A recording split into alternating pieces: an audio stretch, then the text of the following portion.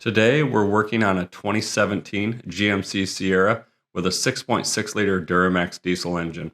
We found a faulty DEF injector on it, so we'll be replacing this DEF injector. Some of the first steps that we'll take in removing this DEF injector will include removing the two coolant hoses, removing the DEF feed line, and also the electrical connector. Now we want to do these steps first because the DEF injector is mounted flush to the exhaust and it has 3 locating tabs that have to be situated properly. Along with these 3 tabs, it also has a V-band clamp wrapped around the base.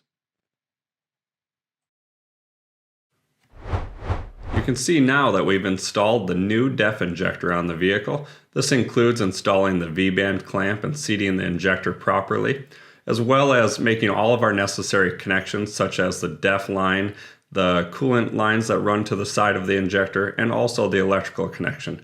After all of these steps have been completed, we now will still have to install our inner fender liner and also clear any of the DTCs that are in the vehicle.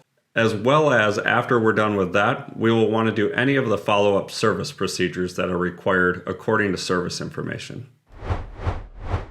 By following the service procedures laid out in service information, we went ahead and reset the NOx catalyst reductant load according to service information.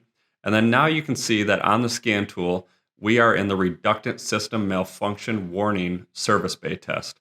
So here we've got it in progress. Now on this next screen here, you can see that our test passed successfully and we've verified that our repair is complete. Hopefully now you know how to replace the DEF injector successfully on a 2017 Duramax.